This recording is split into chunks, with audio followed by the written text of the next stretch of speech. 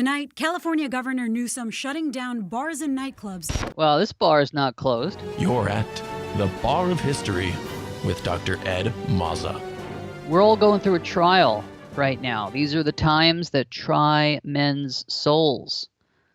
And what we need to do is to make America Christian again. Got to make the West Catholic again. I'm going to talk about how we can do that and how we need to, first of all, explore our own roots, which we have gotten away from. And then we will know what to do next. And how can I come out and say that our civilization is based on Catholicism? Well, let me just quote the United States Supreme Court.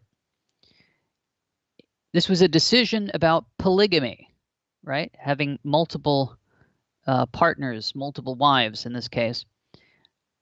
And the Supreme Court, in its decision, Late Corporation of the Church of Jesus Christ versus the United States. This was in the decision. It says,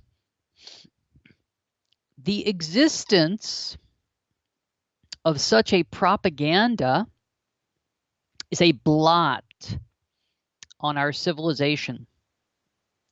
The organization of a community for the spread and practice of polygamy is, in a measure, a return to barbarism. It is contrary to the spirit of Christianity and of civilization, which Christianity has produced in the Western world. Unquote. Now, the problem is, isn't that a wonderful quote from the United States Supreme Court? The problem is, I believe this decision certainly wasn't from the 21st century, and it likely was not from the 20th century. If memory serves me right, this decision was from the 19th century, meaning from the 1800s. But it just goes to show you that even the United States Supreme Court recognized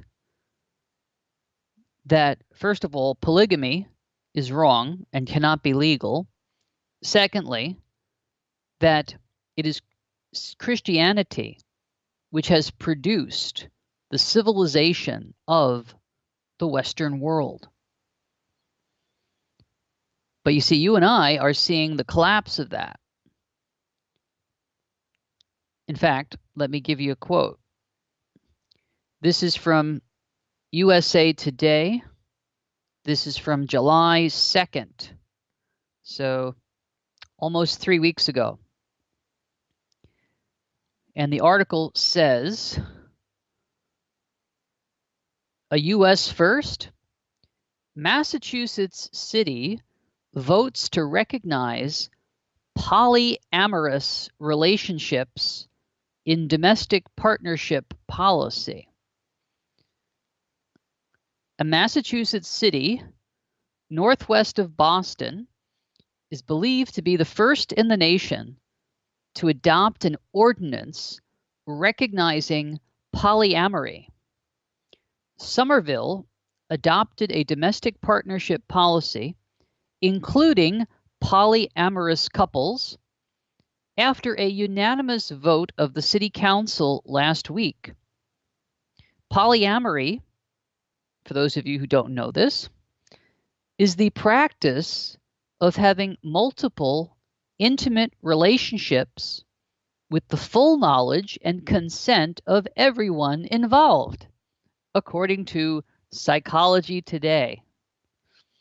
The city's law defines a domestic partnership as, quote, an entity formed by people instead of an entity formed by two persons, unquote. It also replaces he and she with they and replaces both with all. It says here, Mayor Joe Curtatone signed the domestic partnership ordinance into municipal law June 29th. Now, folks, you're going to see society continue to unravel in this fashion.